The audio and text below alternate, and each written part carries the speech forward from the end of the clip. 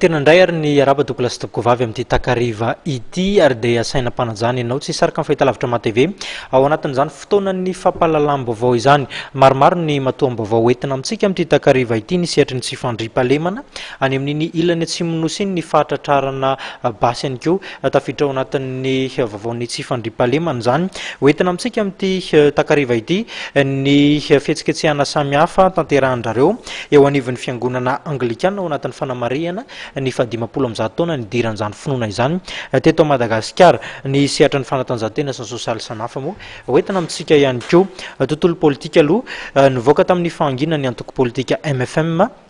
manoloana ny raharaha mafapany eto amin'ny firenena nitondra ny fanehoan-keviny izy ireo no marian'ny sekretera jeneraly ny izany antoko politika izany moa fa tokony fenona ny androm-panjakana mbola tsy tafapetraka eto amin'ny firenena amin'izao fotoan'izao arahantsika ny akom-baovao. Manamafy ny tokony anamafisanorana ny rafitra republikana ny antoko politika MFM araka ny fanazavana netiny sekretera jeneraly ny ty antoko ity Andriamato Rakotovaza Olivier. Ilaina ho izy ny fametrahana ny androm-panjakana rehetra izay mbola tsy tafapetraka. Petraka ny toetra raha-pirenena hatramin'izao mazava ny hevitra izany efa navoaka anay tamin'ny 20 marsa 2024 talohan'ny fihaonana teny Ivato misy fangatahana nataon'ny olo-pirenena maro zany amin'ny tokony hoe isy ny fanamboarana sy sisa amin'ny fitondrana fanaizana tsy zany napetraky ny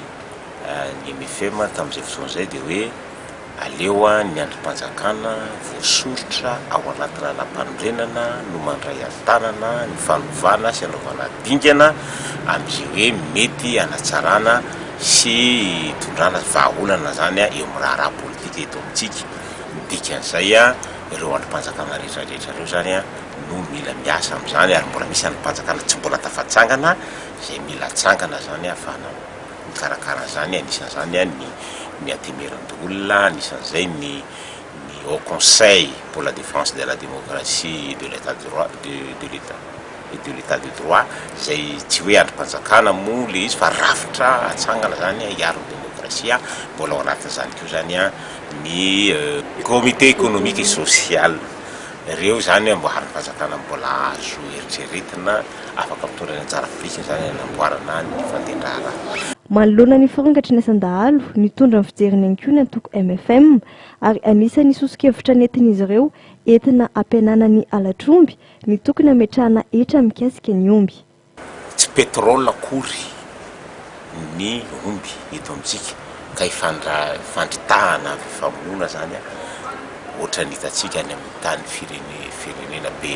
petrôla sisy tokony tsy tratra ny olana salamin'io isika raha ohatra ka tena mazava tsara ny fitantanana ny fananana omby eto amintsika tsy andoava-ketra manko ny omby hatramin'izao zay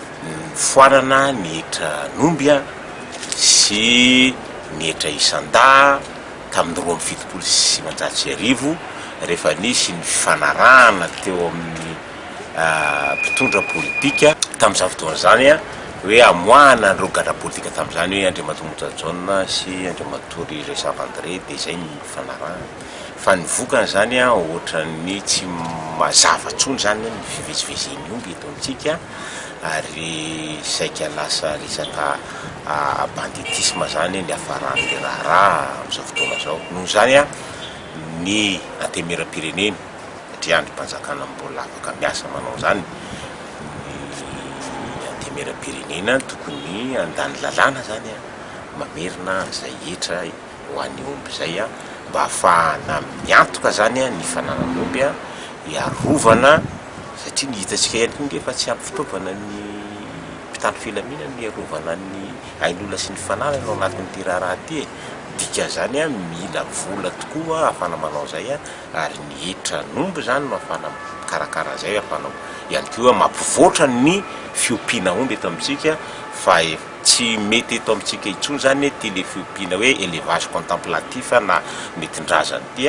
fa tokony hitra amin'ny élevage industriel. Mikasika manokana ny fahasalaman'ny filoha nasionaly ny MFM ny Lazara Rakotovaza Olivier fa efa metsara ny tenany ary ny MFM dia naneho fisaorana ny fanohanana avy amin'ny fitondrana ratsonamy mampianina tamin'ny fitsaboana ny manandafy Rakotonirina.